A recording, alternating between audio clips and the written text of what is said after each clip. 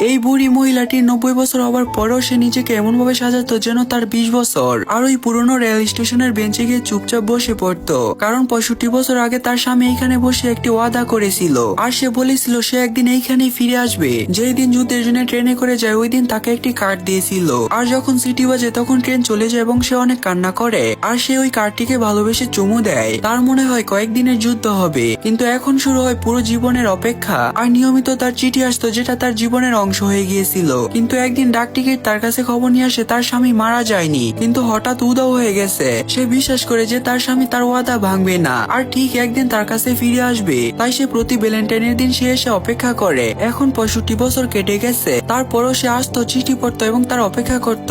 সে একটি সুন্দর মেয়ে থেকে সাদা চুলওয়ালা বুড়ি মহিলা হয়ে গেছে, কিন্তু তার হৃদয় থেকে এখনো তার প্রতি ভালোবাসা যায়নি। একদিন তার বোনের মেয়ে তার কাছে আসে আর বলে তোমার কাহিনী টিভিতে শোনানো হবে। আর প্রথমবার ক্যামেরার সামনে তার জীবনের পুরো ঘটনা খুলে বলে। কিছুদিন পরে একটি সৈনিকের ডায়েরি পায় যার ভিতরে অবাক করা কথা লেখা ছিল। সত্যিটা তার হৃদয় তীরের মতো আঘাত লাগে, কারণ তার স্বামী ঘরে আসার সুযোগ পেয়েছিল, কিন্তু এই সুযোগ সে অন্যজনকে দিয়ে দিয়েছিল।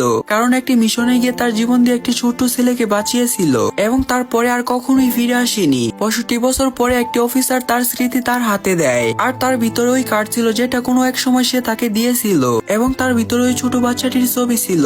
সে পুরো ভেঙে পড়ে। পরের ভ্যালেন্টাইনের সময় সে আবার ওই স্টেশনে আসে, কিন্তু এবার তার স্বামী সত্যি ফিরে এসেছে। আর ফিরেছে সম্মান এবং পুরো দেশের ভালোবাসার সাথে। এবং তার স্বামী তার ওয়াদা রেখেছে, কিন্তু একটু অন্যভাবে। 65 বছর অপেক্ষা করে সে এতটা কষ্ট পায়নি যতটা কষ্ট সে এখন পেয়েছে, কারণ কাউকে সারা জীবনের জন্য মন ভরে ভালোবাসাই আসল ভালোবাসা। আচ্ছা, তোমারও কি এরকম কোনো মনের মানুষকে মনে পড়ে? লাইক করে কমেন্টে জানাও।